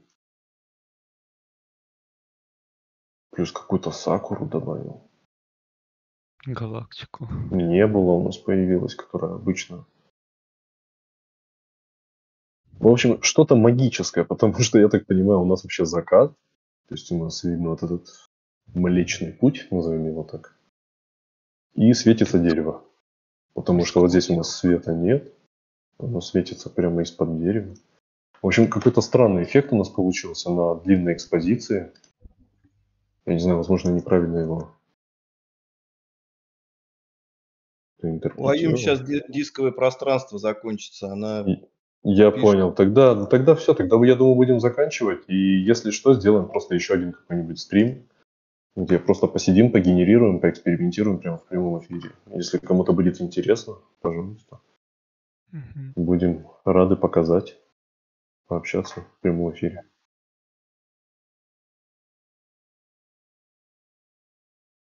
Ну что, я тогда думаю, можно заканчивать. То есть, в принципе, я показал вот небольшие тоже экспериментальные вещи, которые мы обычно проводим. То есть, вот в таком формате сидим, значит, проверяем все всевозможные варианты синтаксиса, что на что может влиять, где какие скобочки работают, где какие не работают, то есть после какого слова может работать, после какого может не работать. Опять же, проверяем все вот эти микронастройки, контраст буст, резонанс. То есть вот это все просто проверяется методом тыка. Причем постоянно, много. Иногда можно получать как бы интересные результаты. Ну и как вы видите, у каждого свой стиль. Кто-то вот резонанс ставит на 12, я резонанс вообще ставлю на 5. Кто-то ставит контраст буст 0.75, у меня он на 0 всегда выставлен. То есть такие, это собственные настройки, и у каждого под эти настройки сделан промпт, чтобы получилось то, что задумано. Ну вот, кстати, насчет 5 пальцев. Иногда бывает и такое. То есть даже правильная анатомия. Я на своей руке проверял, в принципе, так можно сделать. Наверное. Ощущение, что Ну, ему перелом. сломали, да. У меня просто был перелом кисти, поэтому я и говорю, что я на своей проверил, все в порядке. Кибик Дима. Тут как бы каждый проверит на своей сам. Да, тут уже как... Почему Yeah, кибик? it looks like it's broken, you know.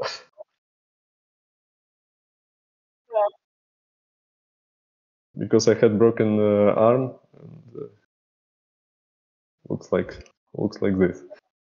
Закругляйся. Yeah, mechanical. Yes, absolutely.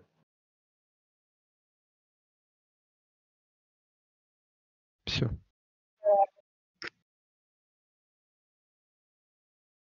Yeah, I think so.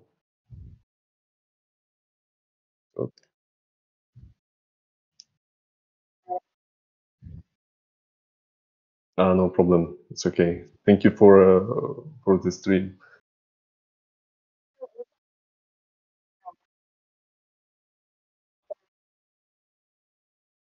Сделаем. Про меня что-то сказали? Ну, почти. Ну, пусть это... Аю, my name, you may call me Борисыч. Окей.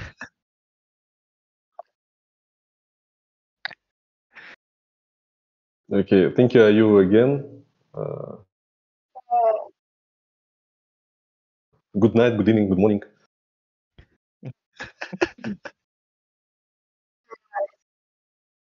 Okay, see you soon.